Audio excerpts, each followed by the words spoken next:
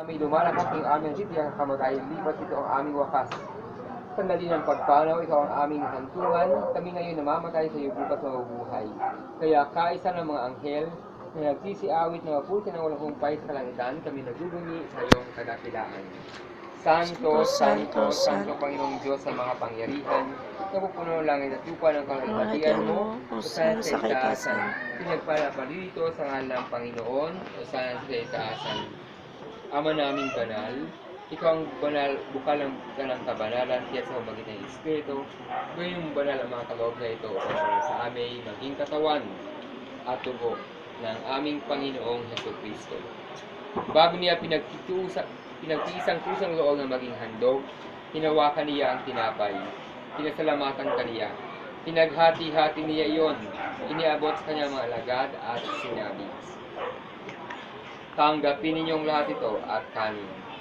Ito ang aking katawan na ihahandog para sa inyo.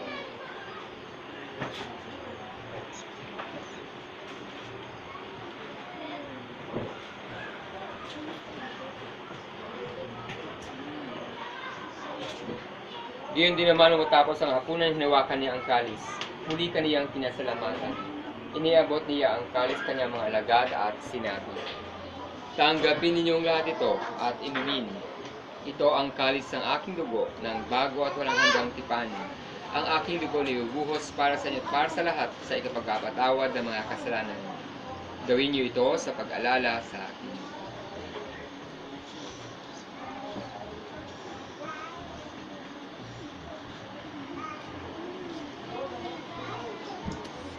Ang misteryo ng pananampalataya. Si Kristo'y namatay, Si Kristo'y nabuhay, si Kristo'y babalik sa wakas ng panahon. Ama, ginagawa namin ngayon ang pag-alaala sa pagkamatay at muling pagkabuhay ng anak. Kaya't inialay namin sa iyo ang tinapay nagbibigay buhay at ang kalsang kakaloob ng kaligtasan. Kami nagpapasalamat dahil kami yung minarapat at ngayon sa harap mo para maglingkod sa iyo. Sinasamo namin kami magsasalo-salo sa katawagan ni Kristo ay mabuklod sa pagkakaisa sa pamamagitan ng Espiritu Santo. Ama, ingat mo iyong simbahang laganap sa buong daigdig. Pususin kami sa pag-ibig, kaisa ni Francisco ng aming Santo Papa, Luis Antonio ng aming Obispo at ang Tanang Kaparian. Alahan mo si Robert na tinawag mula sa buhay na ito. Noong siya ay binyagan, siya ay nakaisa ni Kristo sa pagkamatay, ngayon siya ay pumanaw, naway makaisa siya ni Kristo sa pagkabuhay.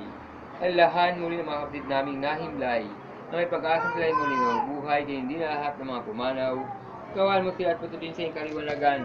Kawan at pagkindapatin kaming lahat na makasalo sa iyong buhay na walang wakas, kaysa ng mahal na Birheng Maria na ng Diyos, ni San Jose na kanyang kalilisan esposo, ng mga apostol at lahat ng mga banal. Sa iyong